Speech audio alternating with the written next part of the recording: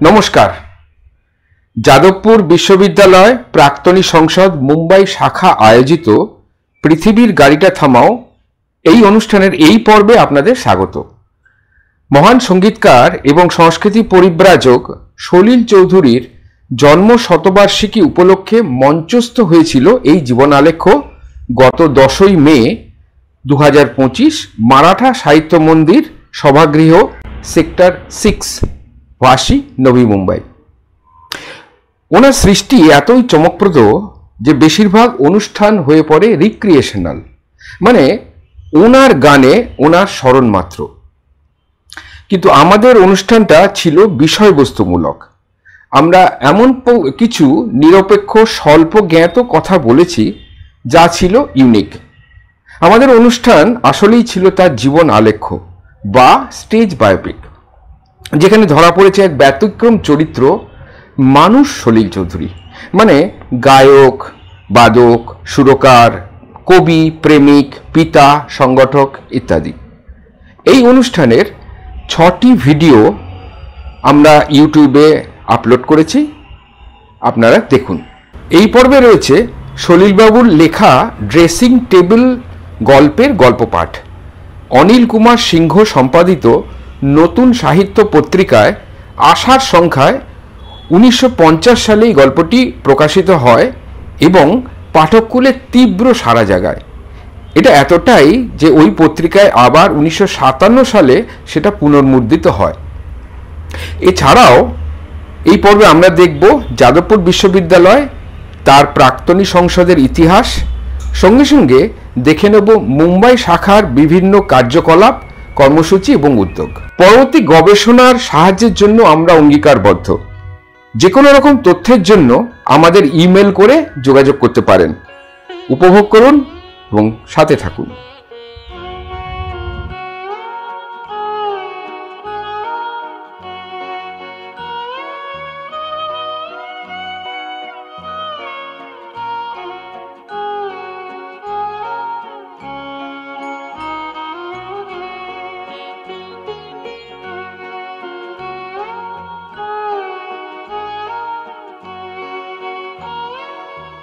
বিয়ের পর নন্দা আমাকে যত চিঠি লিখত তার প্রায় প্রত্যেকটাতেই শেষে পুরো দিয়ে আঁকা বাঁকা অক্ষরে লেখা থাকতো, ঘর যখন নেবে আমার জন্য একটা ড্রেসিং টেবিল কিনতে ভুলো না, আর আয়নাটা যেন খুব বড় আর ভালো হয়। বিয়ের আগে নন্দার বাড়ি যখন যেতুম প্রথমেই নজর পড়তো দরজার সামনের দেওয়ালে একখানি চটা ওঠা আয়না। তাতে মুখ দেখলে ওহ যা দেখা তো, নাক থেকে কপাল পর্যন্ত পুরো 1 হাত লম্বা, আর ঠোঁট থেকে চিবুক মাত্র 1 ইঞ্চি। আবার একটু নড়লে চললেই আয়নাটা নানা রকম ভঙ্গি করে মুখ ভেঙাতো। রীতিমতো মন খারাপ হয়ে যেত আমার। আর নন্দা হাসতো, বলতো তোমার কাছে যখন যাব তখন ভালো আয়না কিনে দিও। পরবর্তী জীবনে নানা সমালোচকের সম্মুখীন হতে হয়েছে। তাদের সমালোচনায় নিজের প্রতিবিম্বও দেখেছি। দেখে বেশিরভাগ সময় মনে পড়েছে নন্দার বাড়ির সেই আয়নাটার কথা। সে কথা থাক। বিয়ের ঠিক পরে তখন আমার 2-3টে খবরের কাগজে ভালো চাকরি পাওয়ার কথা হচ্ছে, মানে এই হলো বলে আর কি। সেটা না হওয়া পর্যন্ত কটা দিন নন্দা তার বাবার কাছে থাকবে ঠিক হলো, আর চাকরি হলেই ঘর ভাড়া নিয়ে নন্দাকে কলকাতায় নিয়ে আসবো। কেমন করে ঘর সাজানো হবে, কোন জায়গায় কি থাকবে, সে সব প্ল্যান দুজনে মিলে আলোচনা করে পুরোপুরি মাথায় নিয়ে কলকাতায় এসে হাজির হলাম। নন্দা রইল গ্রামে তার বাবার কাছে।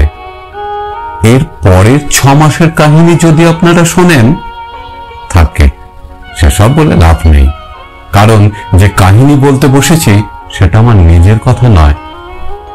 তবু বলে রাখা ভালো যে চাকরি আমি পেয়েছি, নয়তো অনেকে মনে করতে পারেন যে বেকার সমস্যার ওপর আমি কটাক্ষ করছি। অবশ্য যে চাকরিগুলো পাবার কথা ছিল তার একটিও আমি পাইনি, কিন্তু এমন একটা পেয়েছি যা ঘুণাক্ষরে মনের ত্রিসীমানাতেও কোনোদিন ঠাঁই পায়নি। এক কথায় জুতোর দোকানের সেলসম্যান।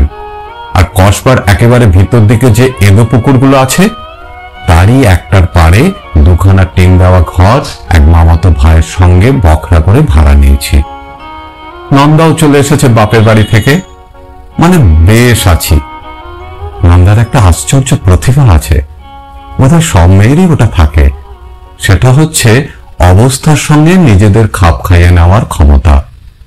একদিনের জন্য মুখ শুকনো দেখিনি নন্দার, যেন কসবার টিনের ঘর ভাড়া নেওয়াটাই তার আজীবনের স্বপ্ন।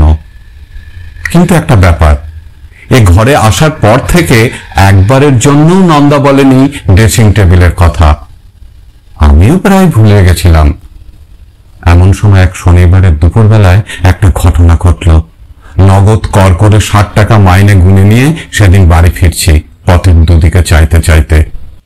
ইচ্ছে করলেই কত কি কিনতে পারি, অথচ কিছুই কিনছি না। এটা যেন আমার একটা সম্রাটিক খেয়াল। বেশ ভালো লাগে পকেটে টাকা থাকলে। হঠাৎ ঠিক কসবার মোড়ে দেখি এক চমৎকার ড্রেসিং টেবিল রাস্তায় নিলামে বিক্রি হচ্ছে। আরো কত কি ফার্নিচার আশ্চর্য সস্তায় বিক্রি হচ্ছে। ড্রেসিং টেবিলের গ্লাসের একটা কোণ কেবল একটু ফাটা, তাছাড়া প্রায় নিখুঁত। দাম উঠল 30 টাকা। ভাবুন, হুপের মাথায় যা থাকে বড়াতে বলে কিনে ফেলে মুটের মাথায় চাপিয়ে শটান বাড়ির দিকে পা বাড়ালুম। বাড়ি ভাড়া যাবে 15 টাকা, বাকি 15 টাকায় সারা মাস সংসার চালাতে হবে। নন্দার মুখটা চোখের সামনে ভেসে উঠল। কত আশা, কত স্বপ্ন বুকে নিয়ে বেচারি ভালোবাসতে শুরু করেছিল, তার তো কিছুই মিটল না। 30 টাকা যায় যাক, কুছ পরোয়া নেই।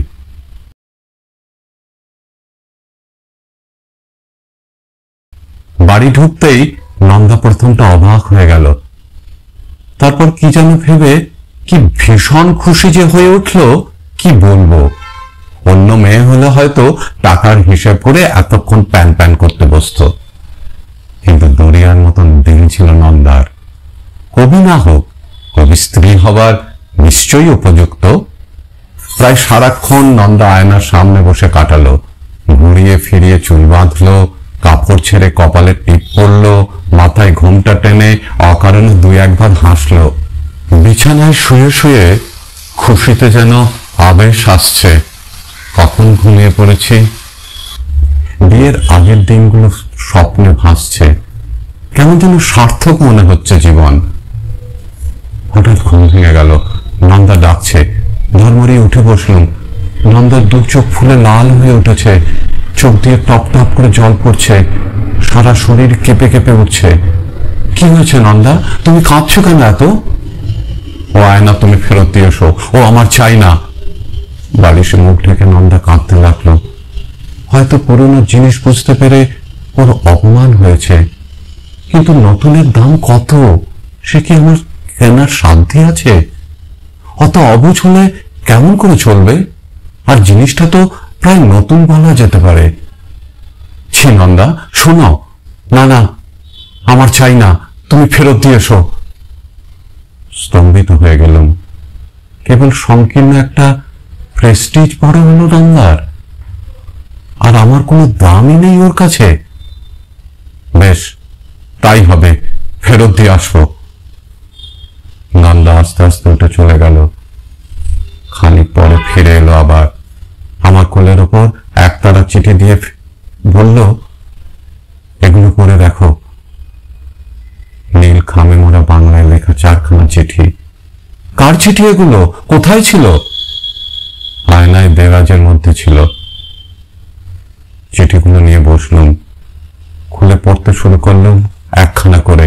হাত কাঁপছে। কি ব্যাপার কে জানে। তারিখ হিসেবে পরপর সাজালে চিঠিগুলো এই: প্রিয়তমাশু, আজ রাত 12টায় এখানে এসে পৌঁছেছি। মনে হচ্ছে কতদিন যেন ছেড়ে এসেছি তোমাকে। প্রিয়তমাশু, আজ রাত 12টায় এখানে এসে পৌঁছেছি। মনে হচ্ছে কতদিন যেন ছেড়ে এসেছি তোমাকে। ভাবতে অবাক লাগছে, কাল এতক্ষণ তুমি কত কাছটিতে ছিলে। জায়গাটা শহর থেকে কিছুটা দূরে। অমলের কথা মনে আছে তো? সে এখানকার কলেজে প্রফেসরি করছে। কাল থেকে তার ওখানেই উঠব। শরীর বড় ক্লান্ত লাগছে। অবশ্য ট্রেনে বিশেষ কষ্ট হয়নি। ট্রেনে একটা মজার ব্যাপার হয়েছে, শোনো। আমার সামনের বেঞ্চে একটি প্রৌঢ় ভদ্রলোক, তার স্ত্রী, একটি ছেলে আর দুটি মেয়ে আমার সহযাত্রী। সুন্দর ঝকঝকে একটি পরিবার। ছেলে মেয়ের নিটোল স্বাস্থ্য, প্রৌঢ়ের অমায়িক হাসি মুখ আর খাঁটি বাংলার মা। ভীষণ ভালো লাগছিল। স্কেচ বইটা বের করে মনে রাখার মতো করে সাজিয়ে নিচ্ছিলাম। একটি মেয়ের নজরে পড়ল যে আমি ছবি আঁকছি। সে তার বোনকে বলল, বোন মাকে বলল, মা বাবাকে বললেন। প্রৌঢ় ভদ্রলোক ভীষণ উৎসাহে একেবারে ফেটে পড়লেন। তাই নাকি? দেখি কেমন আঁকলেন আমাদের। আরে, এমন অদ্ভুত মশাই, একেবারে জাদুকর লোক দেখছি আপনি। তারপর মহা হইচই। যাই কেনেন তাই খেতে দেন আমাকে, কিছুতেই ছাড়বেন না। আরে মশাই, বাঙালির এত দুর্দশা কেন জানেন? তারা শিল্পীর কদর জানে না। আমারও ওসব শখ ছিল, এককালে নামও ছিল গাইয়ে বাজিয়ে মহলে। নিন ধরুন, লজ্জা কিসের? খেতে হলো। ভদ্রলোক যখন কথা বলেন উত্তরের প্রত্যাশা করেন না। মনের ভাবটা যেন এই যে তার উপরে আর কোনো কথাই চলতে পারে না। বিয়ে থা করেননি তো? বেশ বেশ, ওইটি যেন করবেন না। এই দেখুন না, আমার সব চুলোয় যাবে তাহলে। আমি বলতে যাচ্ছিলাম আমি বিয়ে করেছি। ভদ্রলোক মুখ থেকে কথাটা কেড়ে নিয়ে বললেন, আমার মেয়েদের ছবি আঁকা শেখান না আপনি? যা লাগে দেব, কলকাতায় তো থাকেন। আমার বাড়ি হচ্ছে বিডন স্ট্রিট। আসবেন নিশ্চয়। যাক, তাহলে ওই কথাই রইল। হাসি খুশি, তোমরা খুশি তো? দেখো কেমন মাস্টার পেয়ে গেলে। কোনো কথার উত্তর দেবার অবকাশ নেই আমার। বোন দুটি জিজ্ঞেস করে, সত্যি আসবেন তো? হ্যাঁ হ্যাঁ আসবো, উপায় নেই। ইতিমধ্যে ছোট ভাইটি আমার ব্যাগ হাতড়ে অ্যালবামটা টেনে বের করেছে। আঙুলে থুতু লাগিয়ে ছবি উল্টে দেখছে। মা বললেন, ছি খোকা, অসভ্যতা করো না, রেখে দাও। না মা, মাস্টারমশাই আমাকে দেখতে বলেছেন। বলুন না, আপনি বলেননি? হ্যাঁ হ্যাঁ, আমি ওকে দেখতে বলেছি। উপায় নেই, এরা সব এক জাতের। ভদ্রলোক রানাঘাটে নেমে যাবেন। তোমার তৈরি লুচি বের করলুম, খেতেই হবে। খোকাকে দিলুম, বোনেদের দিলুম। নানা কথা হলো, দেশের স্বাস্থ্য, টেন্যান্সি অ্যাক্ট, কমনওয়েলথ। তারপর তাঁরা নেমে গেলেন। গাড়ি ছাড়ে ছাড়ে হঠাৎ ভদ্রলোক বললেন, আরে ভালো কথা, আপনার নাম ঠিকানাটা তো জানা হলো না। বলুন বলুন। তিনি কাগজ কলম বের করলেন। একবার বললুম, শুনতে পেলেন না। আবার বললুম, রহিমউদ্দিন চৌধুরী। রহিমউদ্দিন চৌধুরী। অ লিখে নিলেন, কিন্তু হাত কাঁপল। ঢোক গিলে বললেন, তা বেশ বেশ, কিন্তু ধরার উপায় নেই। দেখলে মনে হয় ঠিক বাঙালি, তাই নয় গো। দেখলে মনে হয় ঠিক বাঙালি, তাই নয় গো। আমি চেঁচিয়ে বলতে চাইলাম, এখন কি বুঝলেন তবে, পাঞ্জাবি? কিন্তু মুখ দিয়ে কথা বের হলো না। আবহাওয়াটা সহজ করার জন্যে বোন দুটি তেমনই হেসে বলল, ভুলে যাবেন না, আসবেন ঠিক বিডন স্ট্রিট। হাসবার চেষ্টা করলুম। গাড়ি ছেড়ে দিল। দেখতে পেলাম খোকার হাত থেকে মা ছুঁড়ে ফেলে দিলেন খাবারটা। তোমার হাতের তৈরি সেই খাবারের টুকরোটা প্ল্যাটফর্মে পড়ে রইল। ডাক ছেড়ে কাঁদতে ইচ্ছে করল। মনে হলো কামরা শুদ্ধ লোককে ডেকে বলি, দেখো তোমরা কত বড় অবিচার হলো, দেখো। কেউ কিচ্ছু জানল না। আমি চুপচাপ বসে রইলাম। সমস্ত দিনটাই আমার মাটি। সব কথা এখন আর মনে নেই, মনে রাখতেও চাইনে। মাঝে মাঝে বোন দুটির কথা কানে ভাসছে, ভুলে যাবেন না, আসবেন ঠিক বিডন স্ট্রিট। মনে মনে বলি, না, তোমাদের ভুলব না বোন, তোমরাই নতুন বাংলা। তোমাদের মুখ চেয়েই যে আমরা বেঁচে আছি, তোমাদের ভুলব না। চিঠির উত্তর দিও, তোমার রহিম।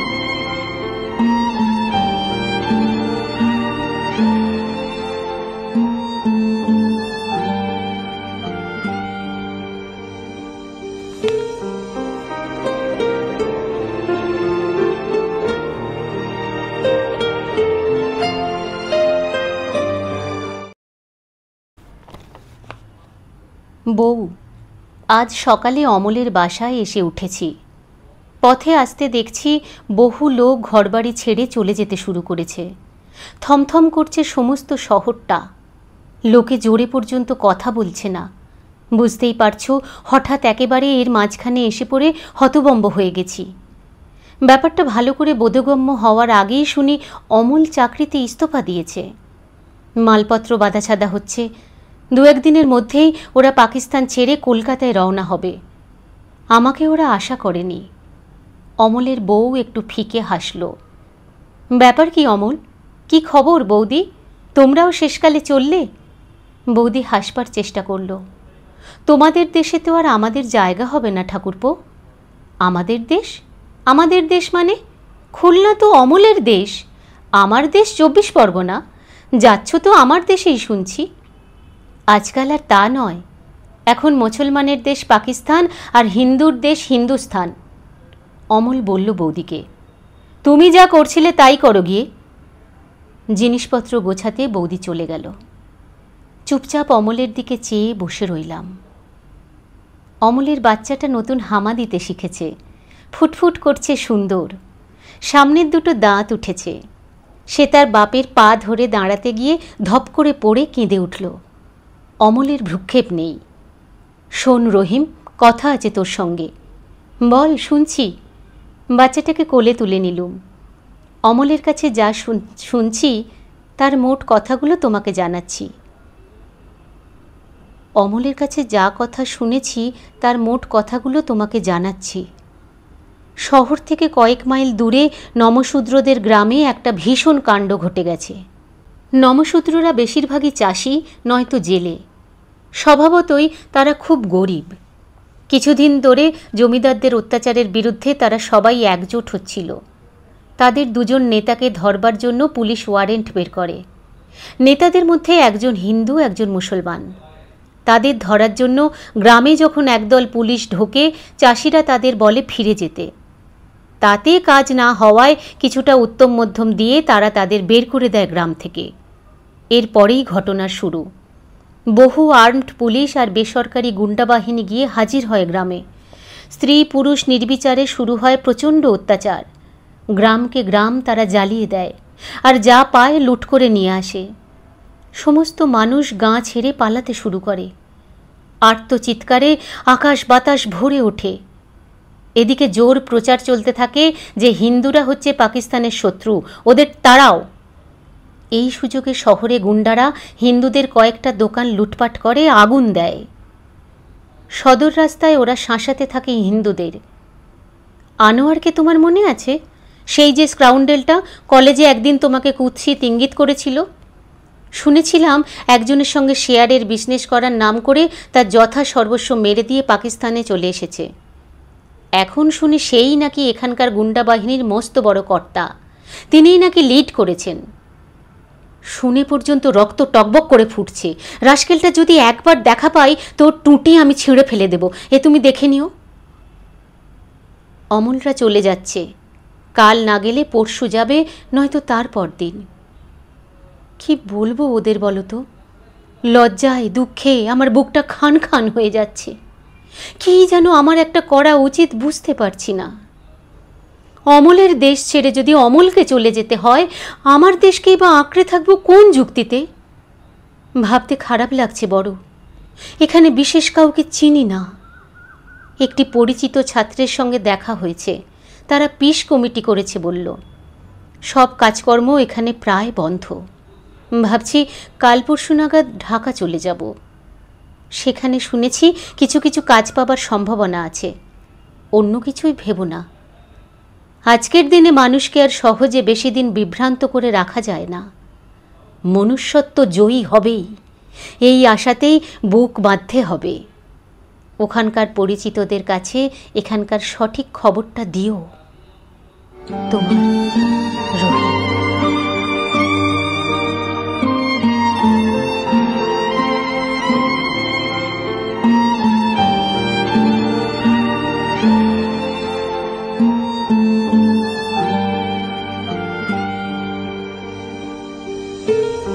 বউ, তোমার চিঠি পেয়ে আরো ভাবনা বাড়ল। কলকাতার কাগজগুলো খুলনার ব্যাপারকে যদি এইভাবে প্রচার শুরু করতে থাকে তাহলে তার সাংঘাতিক ফল ফলবে। যে পয়সা লাভের আশায় ওরা দানবকে জাগিয়ে তুলেছে সেই দানবই ওদের ধ্বংস করবে। তবে ওরা বোধহয় নিশ্চিত যে সময় বুঝে দাঙ্গা বাঁধানো বা থামানো এটা ওদেরই হাতে। এখানকার কাগজগুলো ঠিক তাই শুরু করেছে। পরস্পরের ওপর সন্দেহ আর অবিশ্বাস ক্রমশ বাড়ছে। কখন কি ঘটে সেই আশঙ্কায় সবার চোখে মুখে বিষণ্ণতা দেখছি। এমন যদি কোনো শক্তি থাকতো যা এই সমস্ত নোংরামিকে পায়ে মারিয়ে মনুষ্যত্বের ধ্বজাকে উঁচুতে তুলে ধরবে। শুধু আমি নয়, প্রায় সবাই মনে প্রাণে এই কথাটি অনুভব করছে, কিন্তু সে কই? এখানে সরকারি মহলে কিছু কাজের আশায় ঘোরাঘুরি করতে হচ্ছে। আমি যে বাঙালি এই কথাটাই প্রায় ভুলতে বসেছি। তুমি তো জানো আমি পয়সা খরচ করে উর্দু ভাষা শিখেছিলাম।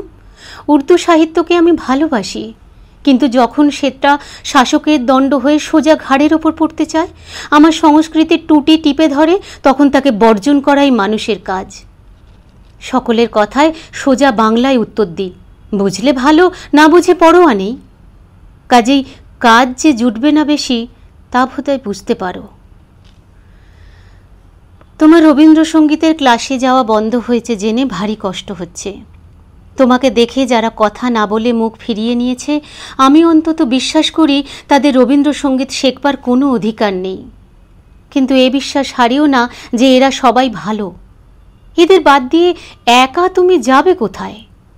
দুর্ভাগ্য দেশের, তার অভিশাপ এখনো কাটেনি।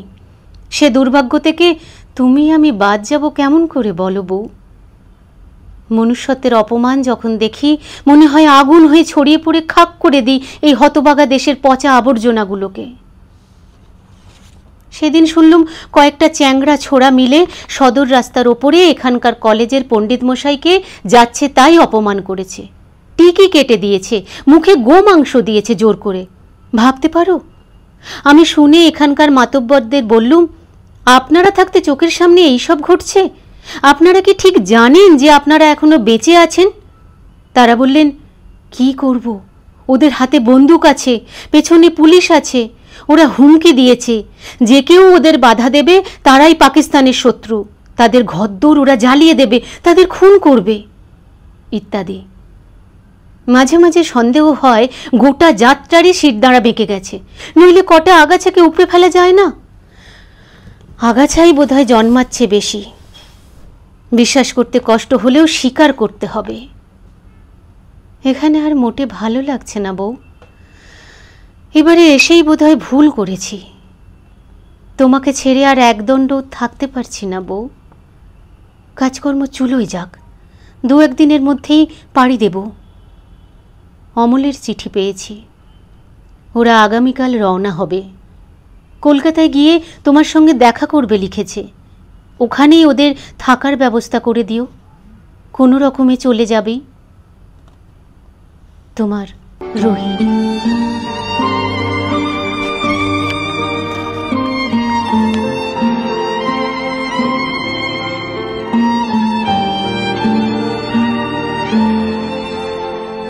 এর পরের চিঠিটা প্রায় 20 দিন পরে লেখা। মনে হয় এর আগে আরো চিঠি লিখেছিলেন, যে কারণেই হোক সেটা নেই। আমি না, আমি বোধহয় শিগগিরই পাগল হয়ে যাব। গত 7 দিন ধরে 1 সেকেন্ডের জন্যেও ঘুমোতে পারিনি। পাগলের মতো সারা শহরে ঘুরে বেরিয়েছি। মনে হচ্ছে মনুষ্যত্ব শেষ হয়ে গেছে। বিভৎস তাণ্ডব চলছে পশুত্বের। চারিদিকে চিৎকার, কান্না আর পৈশাচিক উল্লাস। তার উপর আজ 8 দিন তোমার কোনো চিঠিপত্র নেই। হাজার হাজার রিফিউজি এসে জড়ো হচ্ছে। তারা বলছে কলকাতায় আর একজন মুসলমানও বেঁচে নেই। বিশ্বাস করা উচিত কিনা সে বিচারের বুদ্ধিও আমার লোপ পেয়ে গেছে। তুমি কোথায় আছো? তুমি এখনো আছো তো? এ কথা আজ আর কোনো মানুষকে জিজ্ঞেস করি না। জিজ্ঞেস করি সূর্যকে, জিজ্ঞেস করি গাছপালাকে, জিজ্ঞেস করি আমার আমিনা কেমন আছে, কোথায় আছে। অমলের একখানা চিঠি এসেছে। বর্ডার থেকে ওদের মারধর করে সমস্ত লুটপাট করে নিয়েছে। বৌদিকে ছিনিয়ে নিয়ে চলে গেছে। অমল কোনো রকমে বাচ্চাটাকে নিয়ে রানাঘাটে পৌঁছেছে।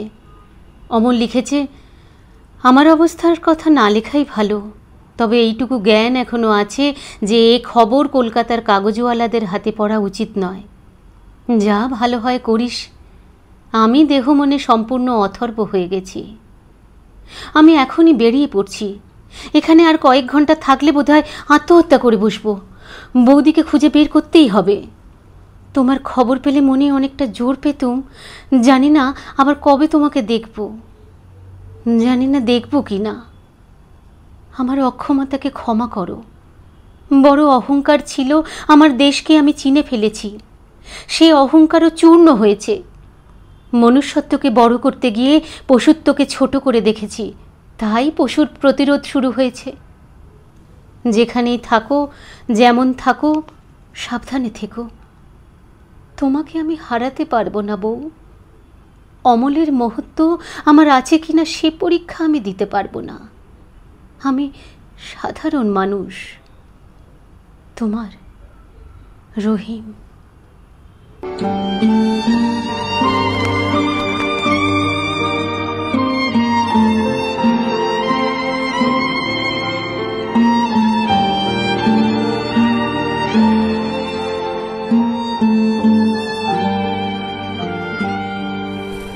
চিঠিগুলো পড়ার পর হাওড়ার উজানিপাড়ায় গিয়ে খোঁজ করেছি শিল্পী রহিমউদ্দিনের বাড়ি কোনটা। কেউ বলেছে জানি না, কেউ বলেছে এ পাড়ায় কোনো নেড়ে ফেরার নেই মশাই। একজন পাওনাওলা শেষ পর্যন্ত দেখিয়ে দিল একটা একতলা বাড়ি, তার দুখানা ঘর নিয়ে ওরা থাকত। বাড়িটার শোচনীয় অবস্থা, দরজা জানালার একটা কপাটও নেই, মাঝখানে কেবল একটা চট ঝুলছে। ডাকাডাকি করলে কেউ সাড়া দেয় না।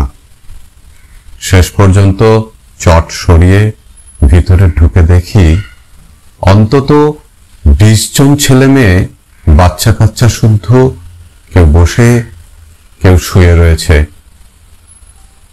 আমাকে ঢুকতে দেখে সবাই যেন চমকে উঠল। বাড়িটার চেয়েও তাদের অবস্থা খারাপ। জিজ্ঞেস করলুম, রহিমউদ্দিন চৌধুরী এখানে থাকেন?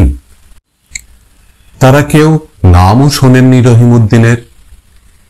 সেদিন সকালে ঘর খালি পেয়ে আশ্রয় নিয়েছে। পূর্ব বাংলার উদ্বাস্তু সব। শুনলাম এরই মধ্যে 4 বার হুমকি দেওয়া হয়েছে, রাতের মধ্যে উঠে যেতে হবে। একটি মধ্যবয়সী মহিলা ঘরের এক কোণে বসে বমি করতে শুরু করলেন। সবাই নির্বিকার। এক ধামা খই মুরগি নিয়ে 2টি ছেলে ঢুকলো। দেখে মনে হলো স্কুলের ছাত্র। তারাই এদের এ বাড়িতে জোর করে জায়গা দিয়ে গেছে, দেখাশোনা করছে। তাদের জিজ্ঞেস করলুম, একজন চিনত রহিমউদ্দিনকে, আমিনাকেও চিনত। তার দিদি রহিমউদ্দিনের কাছে ছবি আঁকা শিখতে আসতো, সেও আসতো দিদির সঙ্গে। তার কাছেই সব খবর পেলুম। বলল, মাস্টারমশাই শুনেছি পাকিস্তানে আছেন, কিন্তু আমিনা দিদি বোধহয় বেঁচে নেই। একদিন রাত দুপুরে এই ঘরটার শিকল বন্ধ করে আগুন ধরিয়ে দেওয়া হয়েছিল। আমরা অনেক চেষ্টা করেছি আগুন নিভিয়ে ওদের উদ্ধার করতে, কিন্তু পারিনি। তখন ভীষণ গুলি চলছিল। ছেলেটার চোখ ছলছল করতে থাকে। বাড়িটার দিকে চেয়ে দেখলাম সমস্ত দেয়ালগুলো পুড়ে কালো হয়ে গিয়েছে। পাশেই একটা নিম গাছ ঝলসে কুকড়ে গেছে। আগুন লেগেছিল সত্যিই।